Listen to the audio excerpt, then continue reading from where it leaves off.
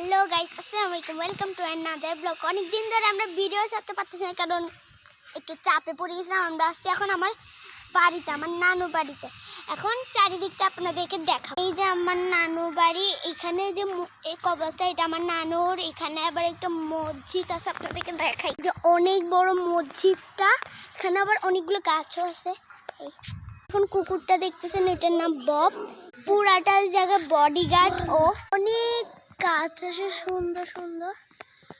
আরে বেশটা ভাই অনেক বড় মাঠ। এখন দেখাবো আমার মামাতো ভাইকে। আমার নাম ইলহাম। আসসালামু আলাইকুম। এখন আমরা আছি আমার মামির ঘরে।